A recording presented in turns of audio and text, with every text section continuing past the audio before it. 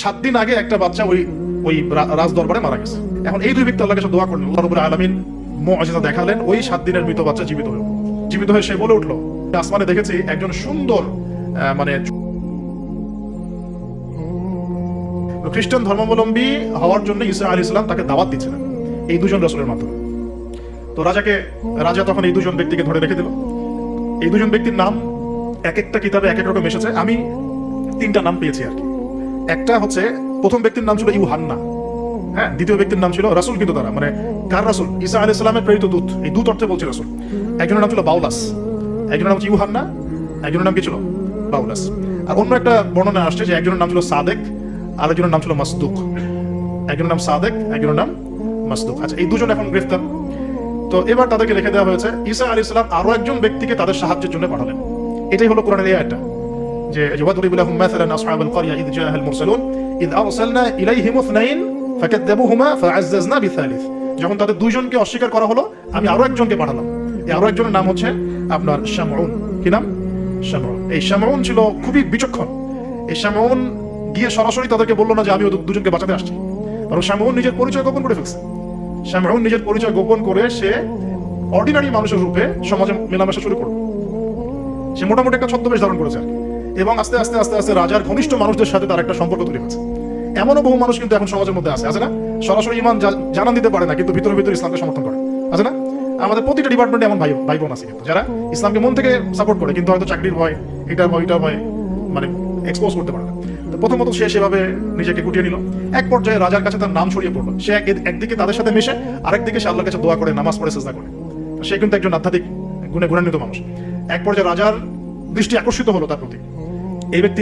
এই রাজা মোটামুটি এদিক থেকে বিচক্ষণ ছিল। সে শামউনকে কাছাকাছি নিয়ে আসলো, নিয়ে এসে বললো যে তোমার সব কথাবার্তা আমার কাছে খুব ভালো মনে হয়, তোমার জ্ঞানতাত্ত্বিক কথাবার্তাগুলো তুমি বলো, এগুলো খুব ভালো মনে হয়, তো তুমি আমার কি উপকার করতে পারো? তো শামউন বলছে যে আমি শুনেছি যে আপনার জেলখানায় দুজন ব্যক্তি আছে। কোন দুজন? আগে দুজন গ্রেপ্তার। তো তাদের ব্যাপারে আপনার কি মন্তব্য? আমার মন্তব্য, আমি আসলে ভাবার সময় পাইনি তাদেরকে নিয়ে, রাজা খুব ব্যস্ত ছিল। তাকে আমার কাছে নিয়ে আসেন, আমি কিছু কথা বলতে চাই তাদের সাথে। শামউনের কথা শুনে রাজা নিয়ে আসলেন তাদের দুজনকে। এবার শামউন কৌশলে এই দুই ব্যক্তির মাধ্যমে রাজাকে দাওয়াত দিচ্ছে। শামউন এদেরকে বলছে যে তোমরা কোন আল্লাহর ইবাদত করো, কোন আল্লাহর কথা বলছো? আমাদের এখানে তো এমন কোন আল্লাহ নাই। তখন তারা আবার ব্যাখ্যা দিচ্ছে, আমরা সেই আল্লাহর কথা বলি যে আল্লাহ ছাড়া কোনো ইলাহ নাই, যিনি আসমান থেকে বৃষ্টি বর্ষণ করেন, যিনি মৃতকে জীবিত করেন, ইত্যাদি ইত্যাদি। তাওহীদের সব কথা তারা বলা শুরু করলেন এবং রাজা কিন্তু শুনছে। শোনার মাধ্যমকে শামউন নিজে। এখন এই শামউনের থ্রু দিয়ে এই দুই ব্যক্তি রাজাকে দাওয়াত দিলেন। মাশাআল্লাহ। এবার রাজা জিজ্ঞাসা করছে যে কোনো মুজিজা আছে না, কোনো অলৌকিকত্ব দেখাতে পারবে? সে বলল যে হ্যাঁ, আমরা মুজিজা দেখাবো ইনশাআল্লাহ। কি মুজিজা? 7 দিন আগে একটা বাচ্চা ওই রাজ দরবারে মারা গেছে। কয়দিন আগে? দাফন হয়নি এখন, 7 দিন আগে মারা গেছে, লাশ সংস্কার হয়নি, লাশের অবস্থা ভালো না। এখন এই দুই ব্যক্তি আল্লাহর কাছে দোয়া করলেন, আল্লাহ আজকে যদি তুমি মুজিজা আমাদের হাত দিয়ে, আমাদের মাধ্যমে দেখাও, ইনশাআল্লাহ এরা তাওহীদের উপর চলে আসবে। তো আল্লাহ রাব্বুল আলামিন মুজিজা দেখালেন, ওই 7 দিনের মৃত বাচ্চা জীবিত হলো। এবার জীবিত হয়ে সে বলে উঠলো যে আমি আসমানে দেখেছি, এই বাচ্চা বলছে, এবার আমি আসমানে দেখেছি একজন সুন্দর মানে চুলের বর্ণনা দেওয়া হয়েছে যে আমরা যেটাকে সিল্কি চুল বলি আর কি, লম্বা কাঁধ পর্যন্ত সিল্কি চুলওয়ালা একজন মানুষ, একজন ব্যক্তি 3 জনের জন্য আল্লাহর কাছে দোয়া করছে। কয়জনের জন্য? তার মানে সে মেবি ঈসা আলাইহিস সালামের দিদার পেয়েছে, মেবি, আল্লাহ ভালো জানেন, এটা বারজাখ। এখন রাজা এবার হকচকিয়ে গেল, 3 জনকে, আমরা তো 2 জন জানি, 3 জনকে। তখন ওই ব্যক্তি বলছে শামউন একজন, এই ব্যক্তি একজন। তখন শামউন দেখলেন যে রাজার এর উপর বেশ প্রতিক্রিয়া সৃষ্টি হয়েছে কথার উপরে। তখন শামউন আরো বড় চাপ দিল এই দুজনকে যে না, তোমাদের এটা হয়তো কোনো জাদু হতে পারে। শামউন, তোমাদের কোনো জাদু হতে পারে, আমাদের এই রাজার এক মেয়ে মারা গেছেন, তোমরা পারলে তাকে জীবিত করে দেখাও দেখি। এবার তারা দুজন আবার সিজদায় পড়ে গেলেন, আল্লাহর কাছে দোয়া করলেন। আল্লাহ রাব্বুল আলামিন ওই রাজার দীর্ঘদিন আগে মৃত্যুবরণকারী একজন মেয়ে, তাকে কবর থেকে জীবিত করে তুলে দিলেন। এই মেয়ে একই কথা বলছে যে আমরা দেখেছি এই 3 জনের জন্য একজন ব্যক্তি আল্লাহর কাছে দোয়া করছে। এবার মাশাআল্লাহ মুজিজা প্রকাশ পেয়ে গেল। এখন রাজার সামনে অনেকগুলো মুজিজা দেখানো হয়েছে ঠিকই, কিন্তু রাজা তাদেরকে কবুল করে নাই। ফিনিশিং হলো এটা। এবার এই 3 জনকে শাস্তি দেওয়া হবে। শামউনের আসল রূপ তো প্রকাশ পেয়ে গেছে। এবার শামউনের কি আসল রূপ প্রকাশ পেয়ে গেছে। এবার 3 জনকে শাস্তি দেওয়ার প্ল্যান করা হয়েছে। তখন তারা আল্লাহর কাছে দোয়া করলেন যে আল্লাহ আমাদেরকে এই জালেমের জুলুম থেকে আল্লাহ হেফাজত করুন। তো তাদেরকে আটকে রাখা হয়েছে, পাথর নিক্ষেপ করে হত্যা করা হবে, এটা হচ্ছে রায় ওদের। ওই সময়কার রায়গুলো এমন ছিল, রজম করে হত্যা করা হবে, বা বড় বড় কিছু গাভী ছিল ওদের, সোনার দিয়ে তৈরি বা পিতল দিয়ে তৈরি, এর ভিতরে মানুষকে ঢুকিয়ে নিজ দিয়ে আগুন জ্বালিয়ে দেওয়া হতো। চিন্তা করতে পারেন। তারপরে শুলদণ্ড ছিল, পিছনের রাস্তা দিয়ে লোহা আছে না, পেঁচানো লোহা বাকিয়ে ঢুকে মাথার মগজ দিয়ে বের করে দেওয়া হতো। এখন এখানে এই তিনজনকে আটকে রাখার পর যেটা বলছিলাম, এবার তাদেরকে পাথর নিক্ষেপ করে হত্যা করার কথা বলা হয়েছে। আর তারা এখানে আল্লাহর কাছে দোয়া করছেন। এর ফলশ্রুতিতে ওই রাজ্যের মধ্যে দেন দুর্ভিক্ষ শুরু হয়ে গেল। কি হলো ভাই? একদম দুর্ভিক্ষ। ওয়ার্ল্ড কি আসতেছে দুর্ভিক্ষের দিকে? আসতেছে সবর করেন। তো এখন এই মানুষগুলো দোয়া করছেন তিনজন, এইভাবে বলছি, ইউহান্না, বাউলাস এবং শামউন। হ্যাঁ, অথবা অন্য বর্ণনা আছে সাদেক, মাসদুক এবং শামউন। তারা দোয়া করছেন, এদিকে দুর্ভিক্ষ চলছে।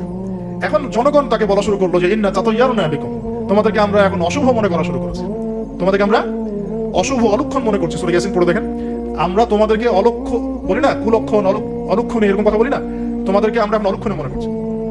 যদি তোমরা তোমাদের এই দাওয়াত বন্ধ না করো, আমরা তোমাদেরকে রজম করে হত্যা করব।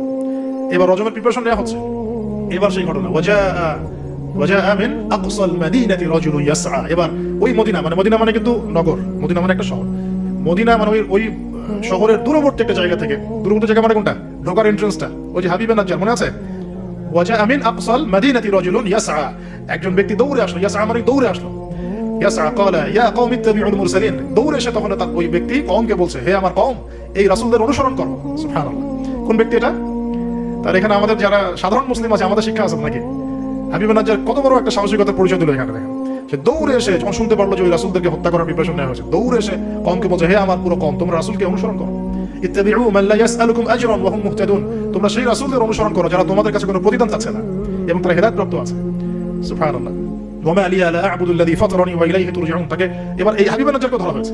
তুইও আরেক এই গ্রুপে আসিস, তাহলে ওকেও ধরে মারার প্রিপারেশন নেওয়া হয়েছে এবং তার রজমটা আগে করা হয়েছে। এই তাফসীর বলছে যে এই রজমটা আগে করা হয়েছে। শেষ পর্যন্ত এই রাসূলদেরকে হত্যা করা হয়েছে কিনা এটা আমি স্পষ্ট করে পাইনি, কিন্তু এই হাবিবে নাজ্জারকে যে হত্যা করা হয়েছে এটা স্পষ্ট করে পেয়েছে, একদম স্পষ্ট করে জানালেন আসছে এই জিনিসটা।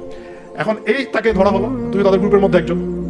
তো সে বলছে, ওয়া লিয়া লা আ'বুদু আল্লাযী ফাতারানি ওয়া ইলাইহি তুরজাউন, আমি কেন আল্লাহর ইবাদত করব না? তার অ্যানসারটা এরকম, আমি কেন আল্লাহর ইবাদত করব না যে আল্লাহ আমাকে এভাবে সৃষ্টি করেছেন এবং তার কাছে আমাকে ফিরে যেতে হবে?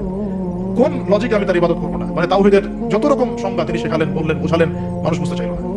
এবার তাকে রজম করা হচ্ছে এবং সুবহানাল্লাহ, ওয়া মা লিয়া লা আ'বুদু আল্লাযী ফাতারানি ওয়া ইলাইহি তুরজাউন আ'তাখিযু মিন দুনিহি আলিহা ইন ইউরিদনি আর-রাহমানু বিদুররিন লা তুগনি আন্নী শাফাআতুহুম শাইআ ওয়া লা ইউনকিযুন ইন্নী ইযাল লাফি দালালিম মুবিন। তিনি বলেন যে আল্লাহ আমাকে সৃষ্টি করেছেন, সে আল্লাহর আমি ইবাদত না করে আমি কার ইবাদত করব?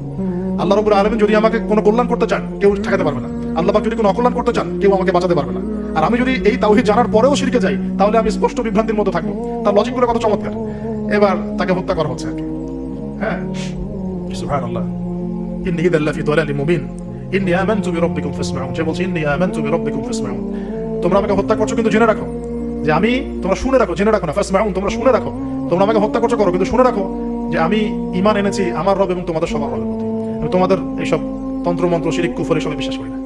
এবং এই রজমে যখন তার মৃত্যু হয়ে যায়, বলা হচ্ছে যে মৃত্যুর আগেই অথবা মৃত্যুর সময় তাকে আল্লাহ রাব্বুল আলামিন তার জান্নাতের ঘরটা দেখালেন। এবং তাকে বলা হচ্ছে যে কিলা দুখুলিল জান্নাহ ক্বালা ইয়া লাইতা কওমি ইয়ালামুন। সুবহানাল্লাহ, ক্বালা ইয়া লাইতা কওমি ইয়ালামুন। তখন যে বলছে, হায় আমার জনপদ, হায় আমার কওম, যদি তারা জানতো, যদি তারা বুঝতো যে আল্লাহ পাক আমাকে কি পরিমাণ নিয়ামত দিয়েছেন, কোন জান্নাতে আমি আছি, এইটা যদি আমার জনগণ বুঝতো, তাহলে সবাই ঈমান নিয়ে আসতো। দেখেন, কোরআনে এই ব্যক্তির নাম উল্লেখ করা হয় না। ওয়াজাআ মিন আকসাল মাদিনাতি রাজুল, মানে দূরবর্তী জায়গা থেকে একজন লোক ছুটে আসছে। কে সেই লোক? আল্লাহর কাছে এটা বড় কথা নয়। মানে নামটা কি সেটা বড় কথা নয়, তার আকীদাটা কি, তার আমলটা কি, তার তাওহীদটা কি, এটা হচ্ছে বড় কথা।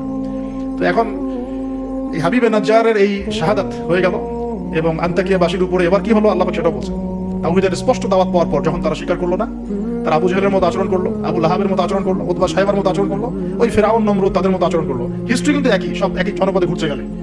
এই মুশরিকদের মতো আচরণ যখন অব্যাহত থাকলো, আল্লাহ পাক বলছেন যে আমি তাদের উপরে কোনো বড় সেনাবাহিনী পাঠাই নাই, আমি তাদের উপরে কোনো বড় সেনাবাহিনী পাঠাই নাই, কোনো বাহিনী নাজিলও করি নাই।